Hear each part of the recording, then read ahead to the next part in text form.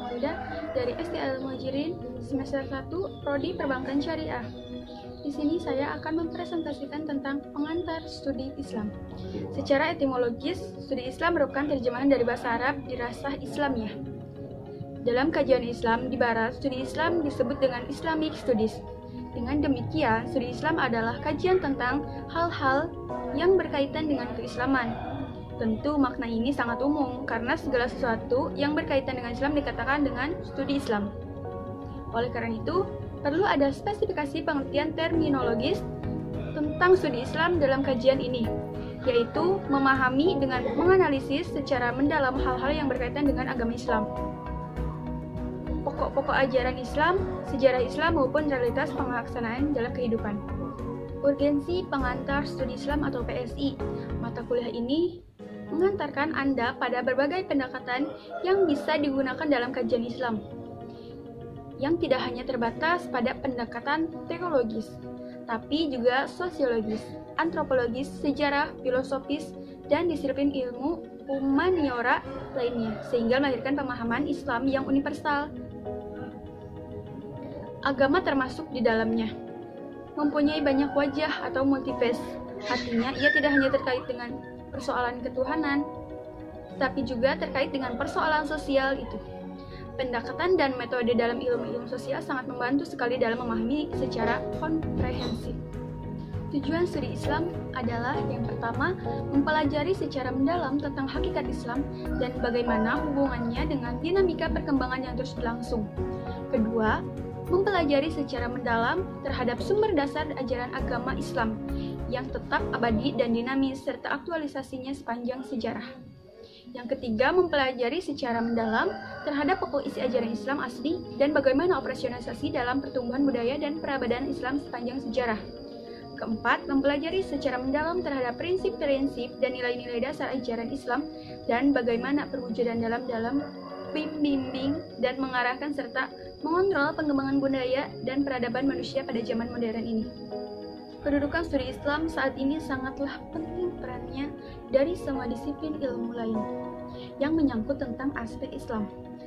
Karena studi Islam merupakan disiplin ilmu yang menerangkan dasar saat seorang dalam beragama.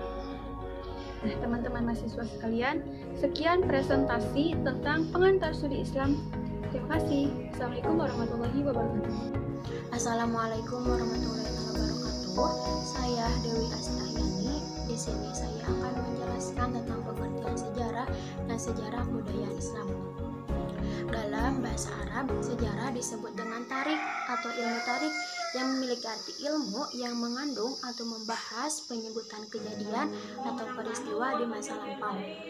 Secara istilah, sejarah diartikan sejumlah keadaan dan peristiwa yang terjadi di masa lampau dan benar-benar terjadi pada diri individu dan masyarakat.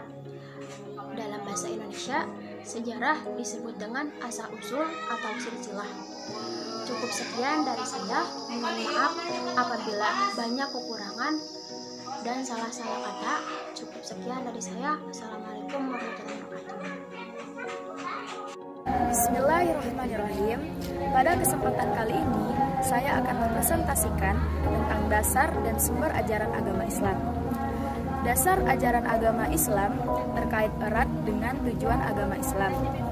Nah, untuk mencapai tujuan tersebut, maka dasar agama Islam meliputi 3 pokok.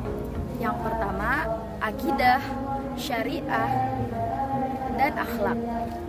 Kemudian, sumber ajaran agama Islam itu segala sesuatu yang dapat menjadi acuan atau pedoman untuk melaksanakan syariat agama. Adapun sumber ajaran agama Islam itu ada 3, yaitu Al-Quran, hadis atau as-sunnah, dan yang terakhir adalah ijtihad. Mungkin ini yang bisa saya sampaikan. Semoga bermanfaat. Assalamualaikum warahmatullahi wabarakatuh. Perkenalkan, nama saya Abdul Badrudin, mahasiswa SD Al-Muhajirin Prodi Perbankan Syariah. Di sini saya mau mempresentasikan mata kuliah tentang pengantar studi Islam bagian sumber pokok ajaran-ajaran Islam. dalam ajaran Islam terdapat sumber hukum pokok yang menjadi pedoman atau rujukan bagi umat Islam. Sumber hukum Islam utama ada 3, yaitu yang pertama Al-Quran, yang kedua hadis, dan yang ketiga sunnah. Yang pertama yang menjadi rujukan ajaran bagi umat Islam adalah Al-Quran. Dalam buku ushul fikih karya Rushdaya Basri, kedudukan Al-Quran dalam Islam adalah sumber hukum umat Islam dari segala sumber hukum yang ada di bumi. Al-Quran dan hadis merupakan 2 hal pokok dalam ajaran Islam. Keduanya merupakan hal sentral yang menjadi jantung bagi umat Islam.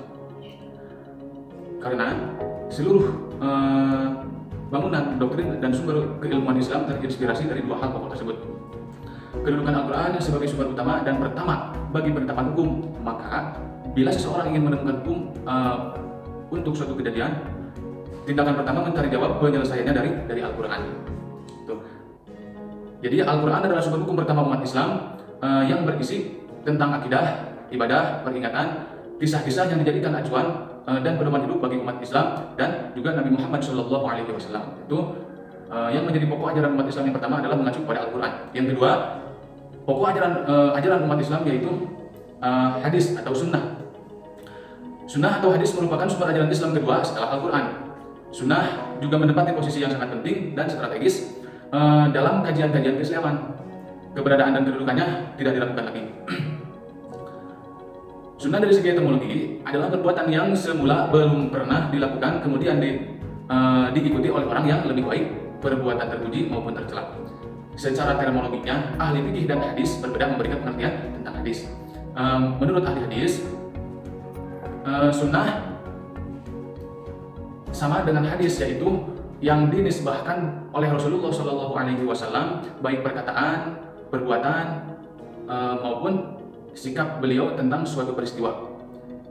Sedangkan menurut ahli fikih, makna sunnah mengandung pengertian suatu perbuatan yang jika dikerjakan mendapat pahala, tetapi jika ditinggalkan tidak mendapat dosa. Itu menurut hukum ahli fikih.